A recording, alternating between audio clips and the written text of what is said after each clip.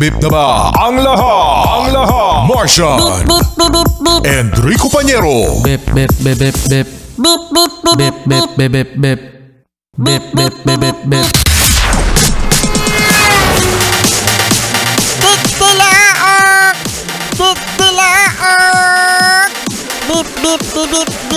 Ito na ang 101.1 Yes FM Balitang sa mga yes pre natin dyan, ang agahan ay kanin. Kamusta? Kayo ba ay nagtitira o ubos na ubos ang kanin sa inyong plato? Ay, ayan si Kuya, meron tira. Naku, may tira si Kuya. 3 pirasong kanin. Alam mo, sobrang na-amaze ako mga yes friend at mga lodi natin yung mga kumakain na talagang simot. Yung simot sarap talaga mga yes. Yung ang sarap hugasan ng plato kasi walang miss-miss. Oo.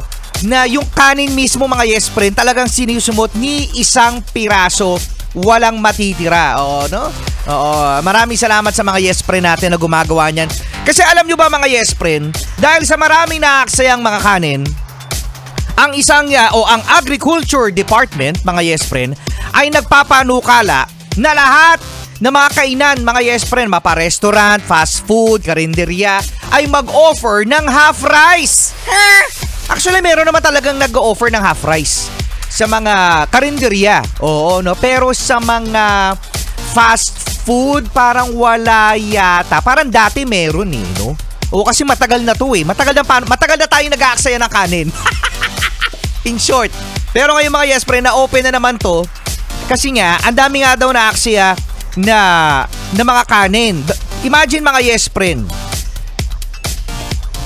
sa bawat isang Pinoy, ang nasasayang na kanin daw ay 6.5 grams. Ibig sabihin mga yes friend, less than a spoon.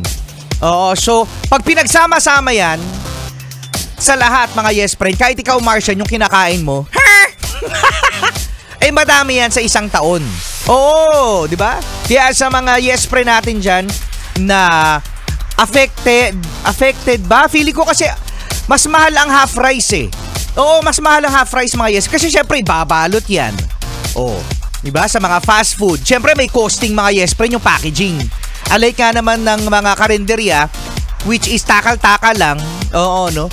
Hindi masyadong apektado. Pero, magkano ba ang isang cup ngayon ng rice sa mga fast food? Parang ano yata, 25 pesos ba? Parang mga ganun, Ang mahal. Kaya yung iba dyan, mga yes friend, hindi talaga nag-aaksaya ng kanin.